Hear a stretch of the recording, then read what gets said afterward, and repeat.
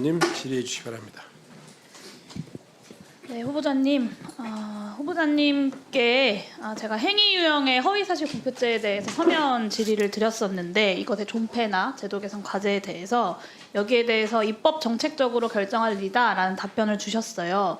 어떻게 보면 가장 안전한 답변이라고도 할 수 있을 것 같은데 대법원이 사회적 약자 편에 선 소신 판결을 많이 하신 분이다 이렇게 좀 강조를 해서 어떤 최소한의 소신 답변이 나오지 않을까 기대를 했는데 좀 아쉬웠습니다. 여기서도 같은 답변을 반복하시겠습니까? 예, 기본적으로는 답변드린 내용을 답변 드릴 수밖에 없다고 생각을 하고 있고 좀 입법적인 사항이 강한 부분이라서 그런 답변을 드렸다는 걸 좀 이해해 주시면 네, 감사하겠습니다. 후보자님의 의견에 대해서 이렇게 저희가 입법을 국회에서 하게 되더라도 선관위원을 포함해서 여러 의견들을 듣고 입법에 대한 논의를 하는 것이기 때문에 의견을 여쭤보는 거다라고 이해해 주시고 답변을 해주시면 좋을 것 같습니다. 저는 최소한 이 행위 유형에 대한 허위사실 공표죄는 폐지해야 된다라고 생각하는데요. 이유는 크게 두 가지입니다. 첫 번째 이유는 이 행위 유형의 허위사실 공표죄가 선관위나 검찰 같은 수사기관들의 관심법에 따라서 수사나 고발 그리고 기소가 이루어질 여지가 너무 크다라는 것입니다. 예를 들면 지난 대선에서 내란 수괴 혐의로 지금 구속되어 있는 윤석열 대통령이 TV 토론에 나와서 이렇게 말했습니다. 2010년에 제가 결혼하기 전에 이 양반이 골드만삭스 출신이라고 해서 한 4달 정도 맡겼는데 손실이 났다. 손실을 봐서 저희 집사람은 거기서 안 되겠다 해서 돈을 빼고 그 사람하고는 절연을 했다. 이렇게 이야기를 했어요. 근데 검찰이 재판 과정에서 제출한 그 한국거래소 자료를 보면 김건희 13억 9천만 원, 최은순 9억 원 합쳐서 김건희 여사의 모녀가 23억을 번 것으로 드러났습니다. 그 다음에 이 김건희 씨가 이 씨와 절연을 했다라는 것도 거짓임을 밝히는 녹취록이 재판 과정에서 드러나기도 했습니다. 물론 이제 자본주의 체제의 근간을 흔드는 이런 주가 조작 사건에 대해서는 당연히 수사와 기소, 처벌이 필요하지만 윤석열 대통령 당시 후보의 이 발언을 가지고 그럼 허위사실 공표죄로 처벌을 해야 하느냐에 있어서는 저는 그러기는 어렵다라고 생각합니다. 이유가 뭐냐면 윤석열 후보자가 배우자 김건희의 거짓말을 철석같이 믿었을 일말의 가능성을 배제하기가 어려운데 그것을 입증하기가 어렵기 때문입니다. 사실 대부분의 형사범죄에서는 고의를 필수적인 구성 요건으로 한다고 알고 있는데 이 거짓 발언에 적용되는 행위 유형 허위사실 공표죄는 이 고의성을 입증하는 것이 너무나 어렵고 사실상 불가능합니다. 그래서 선관위나 검찰의 어떤 자의적인 법 적용 여지가 너무 크고 정치 검찰에 그리고 선거에서 승리한 자의 어떤 정치 보복의 도구로 활용될 가능성도 몹시 큽니다. 저는 그래서 이 행위 유형의 허위사실 공표죄에 이런 심각한 문제들이 있다고 생각하고 제도 개선이 필요하다고 생각하시는데 동의하시나요? 예, 그 점에는 동의합니다. 네. 이 두 번째 이유는요. 그 대통령 선거에서 법 적용을 놓고 당선자와 낙선자 사이에 발생하는 심각한 불공정 때문입니다. 후보자 윤석열도 이 발언으로 허위사실 공표죄로 고발은 됐습니다만 불소추 특권 때문에 기소와 재판은커녕 사실 수사도 이루어지지 않고 있는 상황이고 불소추 특권이 아니더라도 대통령에게 허위사실 공표죄를 적용한다 검찰이 수사기관이라고 하는 건 사실 정치적으로 불가능한 일이죠.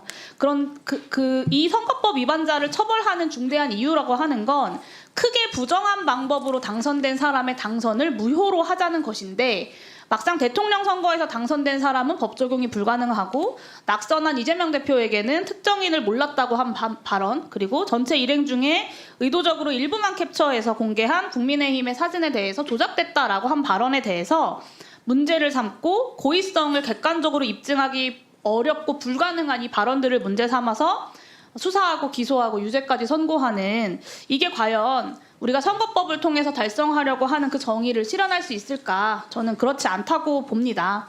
오늘 그 제도 개선의 필요성에 공감을 해주셨기 때문에 위원으로 취임하셔서 선관위 차원에서 이 허위사실 공표죄의 제도 개선책에 대해서 좀 고민을 하고 대책을 마련해 주시기를 요청드립니다. 그렇게 하시겠습니까? 예, 그렇게 하도록 하겠습니다. 네.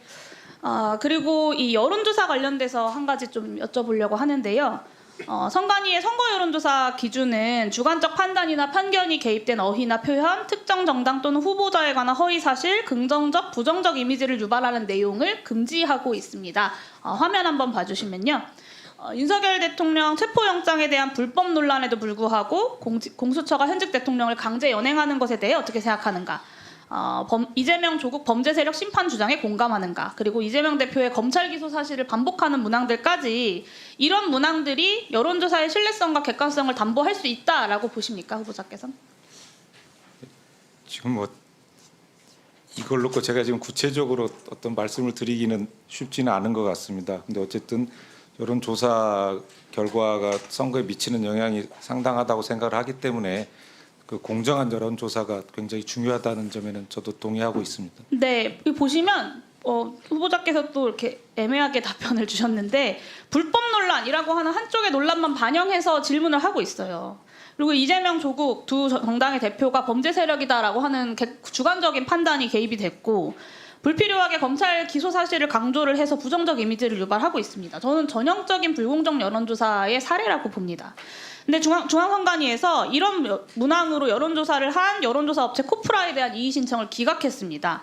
이렇게 신뢰성과 객관성을 침해하는 문항으로 보수 과표집을 유도하고 있는 행위에 대해서 선관위가 최소한의 시정 조치조차 하지 않은 겁니다.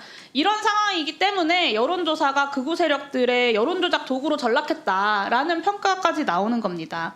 물론 유권자들의 알 권리를 위해서 여론조사 규제 자체는 최소한으로 이루어져야겠지만 이렇게 명백히 선거 여론조사 기준을 위배하는 불공정 여론조사에 대해서는 중선관위가 엄중하고 단호하게 대처해야 하지 않겠습니까, 후보자님? 예, 뭐 그 점에는 저도 동의를 하고 있습니다. 네.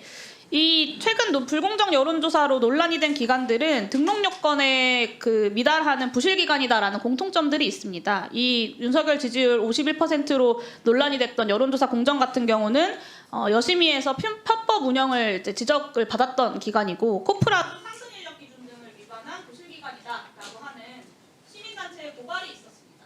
네, 이런 부실한 여론조사 기관들을 계속 방치하면 제2, 제3의 명태균 게이트가 발생할 겁니다. 명태균 씨 같은 경우는 전문 분석 인력을 한 명도 갖추지 않고 미등록 여론조사 업체를 운영을 했고 수차례 벌금형과 경고 처분을 받고서도 계속 여론조작을 시도를 했습니다.